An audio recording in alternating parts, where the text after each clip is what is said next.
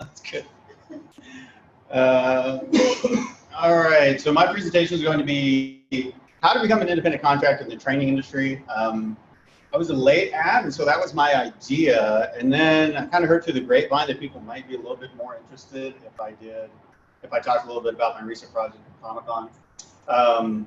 So I've kind of interspersed that a lot. So I'm going to talk, and it's a good framework to kind of talk about my experience transitioning from being full-time to an independent contractor. So, and also I'm using a PDF because, of course, I get creative with the fonts, and they're just not fonts that work in PowerPoint, so it didn't work out. So my name is McCarty. I'm a 2010 grad of the SDSU program. When I was there, I used to be in the college of ed. It was called Educational Technology. Bernie and Marcy were there, but different name. I went ahead and put my email. If you have extra questions, happy to answer them. I'll probably get through this, especially since it's not a lot of people, pretty quickly. A little bit more. So this isn't, I didn't put this up here to be like a resume, please hire me, I'm desperate for work. This is just I chunked it out in terms of my experience. Starting out in education, and I got a job in television. This was kind of my first experience being independent. I was still W-2, I wasn't true 1099, I still had to show up to set. But it kind of transitioned. I built them some websites and databases to the point where I could kind of be off on my own a lot more. And so that is what got me into the program. From the program from 2010, this I actually had to check my resume because I couldn't believe that I'd actually worked 4 full-time jobs in a 6-year span, but that is accurate. All of them were full-time salaried positions. I happened to get, really the reason, I think it was, I can say the 805 is really why I transitioned to being a consultant. Because I lived in University Heights, and Care Fusion was based in Sorrento Valley, and as far as I know, that's the worst possible drive you can make. Actually, my buddy that lives in LA and commutes, he came down and had to do that drive one time to pick me up from work, and he actually said it is worse than LA traffic. So just at least that little stretch. So I got a job to work as a consultant for Primate, which is a consulting firm in Seattle. The primary client was Microsoft. There were some other contracts. T-Mobile is very large up there. Amazon, obviously, but Microsoft was a lot of contracts we were on. And then I recently, in the last 2 years, I've been working for a Department of Labor as true 1099. It's kind of funny, my project manager, they really, especially since it's the Department of Labor, with 1099, you truly are off on your own. So my project manager really sticks to that and will ask me if I'd like to show up to a meeting, which I think is funny. So it's a different experience. And just to talk about some of the pros and cons, the big difference, obviously, is you make your own hours, you work from home. If you're 1099, you really do make your own hours. With the consulting firm, I was still W-2, so I was still essentially a full-time employee, but I worked remotely. So if your desire is to work remotely, the consulting firm is a good way to go. There's a consulting firm or just some different instructional design firms will hire IDs, and you'll move from project to project. Very good chance you'll work remotely, but you will still be essentially full-time staff. I was paid hourly, but there was probably only 1 week in a year and a half I worked with them, maybe 2 weeks where I got under 40 hours. It was pretty much they paid me salary. So make your own hours, work from home. There's tax benefits. I think if you ever go the true 1099 route, you really want an accountant. H&R Block doesn't cut it. And accountants aren't really just for extremely wealthy people or corporations. It is, for instance, with my accountant, I think it depends on how good he does for me. It's 300 to 500, which H&R Block tends to be 100 to 200. But when I went to my accountant, he ended up amending the H&R Block. So the tax benefits are there. They're a lot more complicated. For instance, my accountant said if you're 1099, you can deduct 2 home offices. I'm just hoping that's legit. Opportunity, because it doesn't make sense to me anyway. Opportunity to work different fields. I think the consulting firms who want to work remotely, The benefit of going with a consulting firm is that they go out and find the work for it, because the con here you see is responsible for securing work. If you really go 1099, if you really want to be independent, to me, that's the biggest downside, is that you never quite know. Right now, I'm signing annual contracts, which is very nice. I have a friend that's a webmaster. If you go the web route, he's just constantly looking for work. He'll be working on a 3-month project, and that's fantastic for him. And so a 1-year contract is pretty nice to have. Mine is up right now. So October 1st, I no longer have a contract. They said I should get it next week. So hopefully it comes through. So I feel pretty confident about it, but that is, it's little job security. That could fall through. I'm not signed up for anything right now, other than I'm working on a little project. Time management is a big deal. That's for anything, but with the independent contractor, the biggest benefit I think there is, one, working from home, but also if I have something, I don't ask anyone.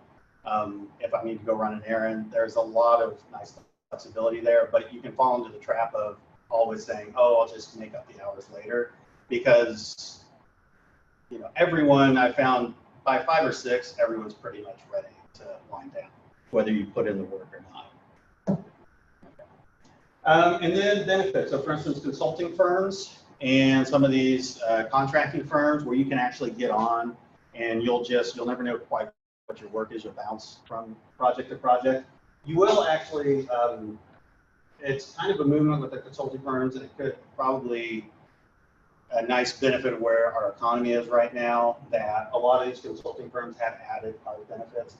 Not likely you'll have any kind of matching with your retirement, but there are actually some benefits there. So if the goal is to be a little bit more on your own, work from home, again, you could actually get some benefits if the economy keeps going up, which everyone says we're due for a recession, but you might actually see some other benefits in there. Actually, while I was at Prime Aid, I started out with health benefits, and then they actually added paid vacation days.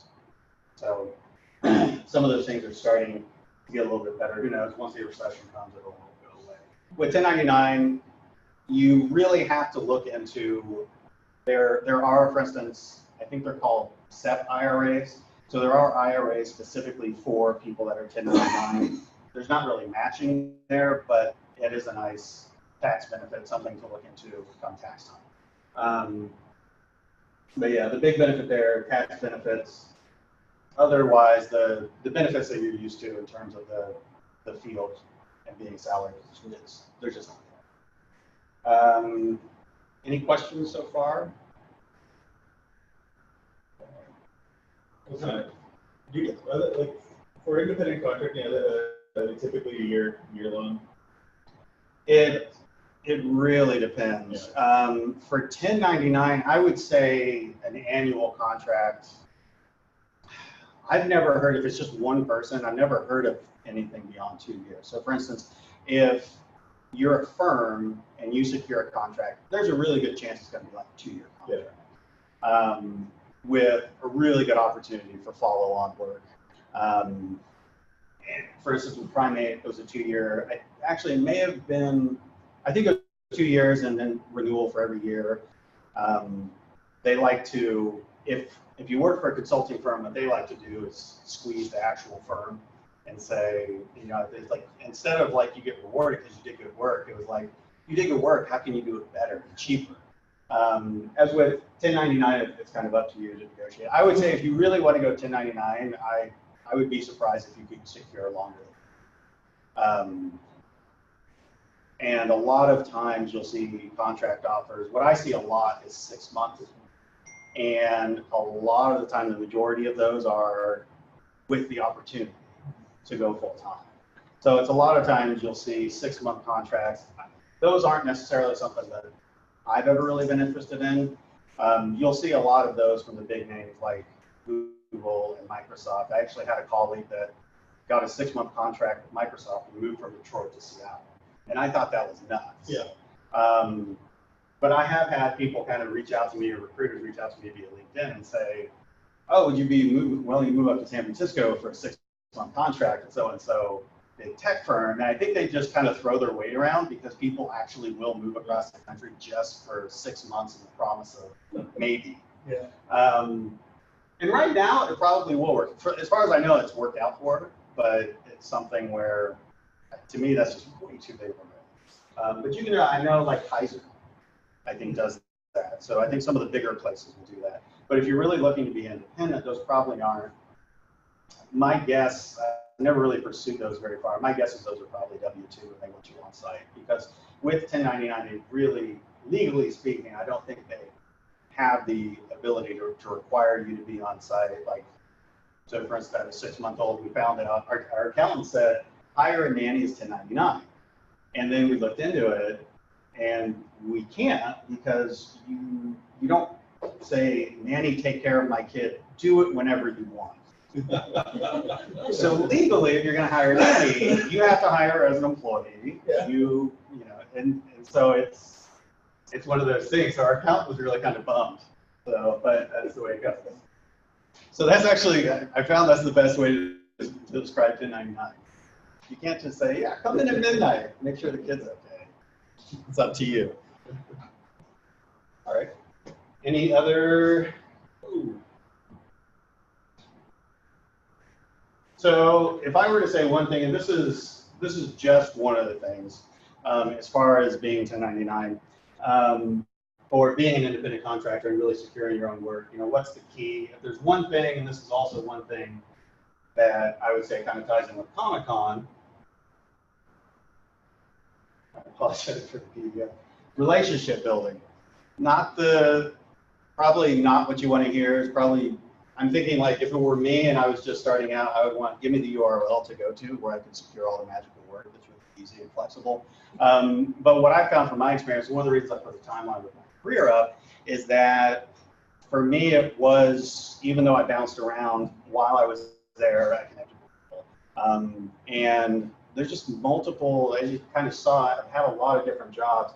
There's only one job I've ever gotten in my career where I just applied and I didn't really know anyone there, and that was at UCSD, and it just happened to be that was my last job in education. I was just really specifically qualified for that, and I lived in San Diego. Otherwise, there's always been someone I know, just knowing professors from the program has helped me out. Recently, it's always been colleagues. Even right now, as 1099, I was turned on to it by someone I worked with in 2010. And it was someone that I hadn't talked to in 6 years. So it really is connecting. What I would say is like, it's always good to not burn your supervisor because they are your reference, but far more critical that I think people overlook is never burn your colleagues, especially if you want to be independent. What I've seen is the people that are willing to just kind of backstab and gossip and not really worry about their colleagues, they're committed to the place they are and they're trying to climb. Which to me, I think is dangerous. For one, you shouldn't treat people poorly, but then two, I've been in a lot of large corporations, especially right now, tons of merger acquisitions. There's no guarantee in terms of duplication. One of the other reasons I wanted to get out of full-time salaries, I went through like 2 multi-billion-dollar merger acquisitions in the span of 2 years at 2 different places. Like, I left Time Warner Cable because they were getting bought and it was stressful, and then I went to Care Fusion and back to Dickinson, and it was stressful. And so when I got the offer to be remote with a consulting firm, I really didn't make more money, especially with the lack of benefits. But it was just because I was like, and also there I felt I had nothing to lose. It's like, well, there's really no security. And so who cares if I'm bouncing around? It depends on the contracts and I'm a consultant. I already don't have security, and I haven't. So that was another thing. But I do really think relationship building is the key. I know that I would say, yeah, have a LinkedIn profile, obviously. Connect with people. I've never gotten a job off a cold call, off of LinkedIn. I get them all the time. I've actually clicked the button on LinkedIn, do not contact me, I'm just not interested right now. Because it's always just a waste of my time. And I still get contacted, and I always still am, I get back to recruiters, even if it's not something I'm interested in, because you just never know. And so it's relationship building with your colleagues, as well as what I found is I just try to stay connected. There was one woman who was a recruiter in Charlotte, North Carolina, and I just kind of checked in with her, and she would check in with me over the course of 3 years. I actually got hired for a contract, and I can't for the life of me remember. I remember it was a big name, so I considered it because I thought it would be cool. For the life of me, I can't remember, but and so I actually got hired for that one, and then the timeline ended up being like my wedding was right in the middle of this 2-month contract, and I was like, I'm not going to be a popular groom if I try to do this. So, but you never really know, and so with LinkedIn, I think it's good to respond and be polite with recruiters and kind of cold people reaching out to you cold, but I don't really see LinkedIn as this incredible resource where you can score all these jobs. But it is, for my current job, it is the way that someone got in touch with me. Because, you know, now phone numbers don't really change, but emails can change. So I think it's still good to make sure that you're connected with people. I think it's just professional Facebook. I don't think it's a place. It is good for job postings as well. Because they actually are pretty good. Some weeks they'll send me like, I think you might be interested in these 10 jobs, and they're just hysterically off. But then the other week, like 9 out of 10 will be like, yeah, that makes sense for me. Any other questions? When you say you're checking in to keep your contacts warm, what does that look like? You just call out of the blue and say, how you doing? Or do you well, yeah, so for me, like I do it when I'm looking for work, or for instance, there was like a 4 or 5 year period where I went through, I think I counted up, and it was like 12 reorgs where there was layoffs. And so I survived, I think most of them. I think there was one, well, the defense contracted in. So there was just this period where even if I had a job, there was something coming up in the next 2 months where I wanted to keep it warm. And I wanted to say, hey, there's a reorg, and I just be honest. I was like, there's a reorg. I'm not incredibly worried about it, but I just want to know what's going on. And it comes in handy. I think that's the other thing with if you want to be an independent contractor, I just kind of got used to that. So independent contracting isn't that stressful for me, because when I was working, again, I was going through all these layoffs where I felt like I had the stress of being an independent contractor and trying to score work. So I had the habit of constantly reaching out to friends and colleagues, and just trying to kind of read a month or two in advance. When I was at Time Warner Cable, I went to the copier, and there was something on the copier that said, you know, next month. It was like literally had the date. Here's when we're gonna, you know, tell these people they're laid off. It was my department. So it didn't say names, but I just knew that. And so I knew I was like, okay, 4 weeks, I might be having a rough meeting. And so I put out little feelers. And then if you do that and just, you know, keep up with people, they'll come back to you when they think they have a project for you. And sometimes it can just be, they might ask you, hey, we have something with this software, how well you know it? Someone just reached out to me about Captivate. I was just like, well, thanks for thinking of me. I haven't used it in years. And then it's also one of the big reasons recruiters will reach out to you is because really they just want to use you to disperse. It's just a way maybe you know something, but it never hurts. Yeah, it's a lot of it was the threat of layoffs.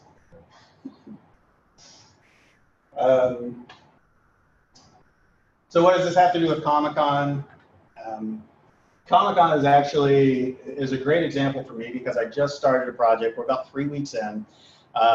It's their 49th year. They've never done any online training. They don't have an LMS. They don't have any development tools. They have a director of HR, and I think there might be one other person in HR, so it's not something where they have a training staff. It's always been something where each department does their own training. And I'll get to what that looks like. But with ComicCon, I've been working with them for the last 12 years. Mostly it's the week, maybe the week leading up to ComicCon, just helping with behind the scenes, making sure people get to where they're going. Like with Hall H this past year, it was like just making sure that the Walking Dead knew to go down this hallway at this time, go up the elevator to this room, come down, go on stage at Hall H. So pretty simple stuff, but there is the big challenge that I'll talk about later is that because it is once a year and it is so big, obviously there's a pretty obvious training challenge. And so kind of talk about with relationship building is just taking the time, building trust, and then also making sure you have the skills, knowledge. I think just, again, it's not something that's done overnight. There's not any magical link or magical website to go to that will help you score a job right off the bat. And there's also, right now with software, if you know Articulate, you're going to be doing pretty good. You can definitely score, especially some short-term contracts. That's what a lot of people are focused on, but probably in 3 to 4 years, it'll be something different. It was Captivate before Articulate. So what do we know about ComicCon? Has anyone been? Okay, at least 3 people have been. I mean, to the outside world, what we kind of know about it, this is the line for Hall H. We have celebrities come. This is one of my favorite memories. I got to actually walk around with Arnold Schwarzenegger and Sylvester Stallone for Expendables 2. So that was pretty fun. And costumes, this is actually Ezra Miller. I didn't find any good, well, here's some cosplay of a little kid as Iron Man next to Robert Downey Jr. And then, of course, I didn't put the exhibit floor. If you've ever been big, it used to be you could just go to all these comic book stands and buy comic books. Now it's, you can just buy all kinds of stuff. Warner Brothers has a 2-story booth where they'll have autograph signings. Marvel has a big booth. It's just kind of a mess on the floor now. And then, of course, this one really ticked me off because I was able, since I work involved and there before like preview night, I was like the first person, well, not the first person, one of the first people on the floor. And I was like, I wanted to buy this little Deadpool Lego because my nieces love Lego. And it was only like retail $4.99. They advertised ahead of time, but they did some new thing this year where you had to get a ticket. And so I go on eBay. It's like, I'll just buy it for like $50. It's $275, and it's still $275. This is just like an image from the. Anyway, off tangent. That annoyed me so much. So it's a big. So it's to the outside world, it's kind of fun. But as far as if you're looking at it from the training perspective, what does it take to put on such a big con? Really sexy answer: work and preparation. So they actually do have 58 full-time staff at ComicCon. They are a San Diego-based not-for-profit organization. 58 full-time staff. They work downtown. In the months leading up to, I think starting in January, they said they go up to about 70. And then I think after April, they go up to about 300. And then they have 1,200 volunteers that they really train. And then they have 7,000 volunteers that help it go on, where of those other thousands of volunteers, it's stand here all this summer.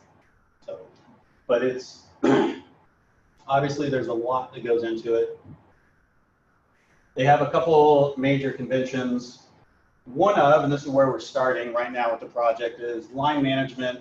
And as I said, yes, it really does take a full year. For instance, I actually can't remember what his title is, but Scott, who is in charge of line management, he just went to a 3-day training on psychiatric evaluations so that he can help the police when because there's so many people in line.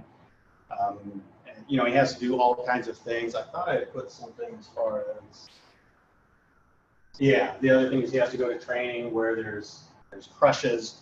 If you're familiar, like these happen a lot more or they used to, European soccer matches where soccer hooligans would just get out of control. And so a lot of these really sad events. It has happened in the United States as well as some concerts.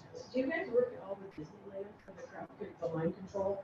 Because they're like, they have amazing line control. I don't know that they share trade secrets or.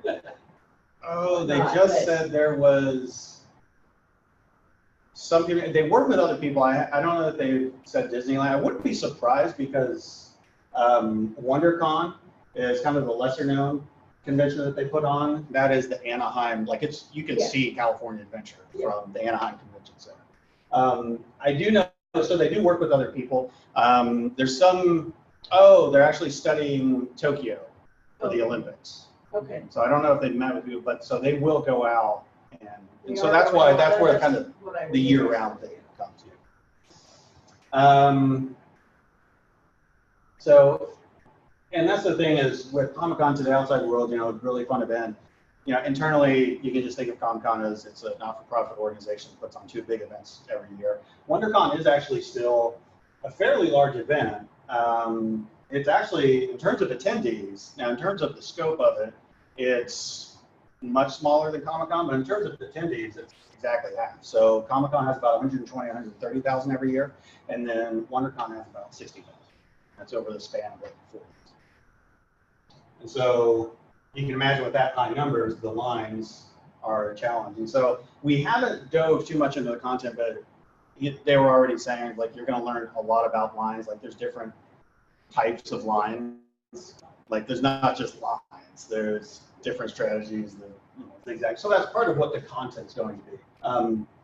And I think the point I kind of make with that is there's one guy, and they were just talking about, I was saying, it's like, oh, I might talk about this project, and I just wanted to make sure that they knew. And the guy was like, yeah, people, when they hear ComicCon, everyone wants to hear about it. And he's like, but I work in IT.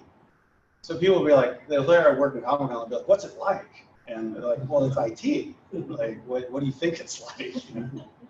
The only difference I've noticed with ComicCon is when you go into their offices, like, there's just so many fingers. I mean, it's actually a lot of employees that really love collecting and really love ComicCon. So just kind of quick breakdown of what we're kind of looking at with this project. Current training, it's all basically in-person orientation. It's typically done in the 2 weeks leading up. Printed guidebooks. I've done talent relations the last 12 years. Our guidebook is like 7 to 8 pages. Line management is about 7. And so probably that's why that's the logical starting point, because they have a lot of robust material that they have to go over. And they hire about, well, they don't hire, they have to train, I think they said somewhere just under 400 volunteers that need to be trained. And so they want to go to online training. I think it does make sense, especially for some of the things they want to do. They want to track progress, pretty standard stuff. Now, current resources, they do have, so while they lack a learning management system, they lack a training department, they lack the learning development tools, they do have high investment. I've already met with HR, I've already met with IT, and I didn't request to. They actually just came down to meet because they heard of the project. So there's high investment, so there is positives there. They do have IT staff, so if we want to utilize the portal and integrate some of what we're doing into their systems. And so there are some positives there in terms of investment. So the solution that we're looking at is an LMS, and actually for their needs, it looks like we may not actually need to use an LMS. We may actually just use tracking, pretty much deployment and tracking software, which I feel like is an LMS, but the people at Swarm Cloud is what I'm kind of looking into right now. They don't call themselves an LMS, and I'm like, well, whatever, it works for what we need. Sounds like it functions as an LMS. And the way we can do it is we can integrate it with the portal. So for all intents and purposes, they have the tracking, they have the deployment, and they have a place where they can go for the portal. Going with multi-platform, that's really not as hard as you think anymore. Most places are going to offer you the ability to go to different players. We're going to go with Articulate 360. I'm going to steer them towards the subscription model versus our Storyline 3. It's actually cheaper, while you technically have to do it $1,000 a year. So it's $300 cheaper than Articulate Storyline 3, but Storyline 3 you can kind of keep forever, but they also update it every 3 years, and you have to just buy it over again.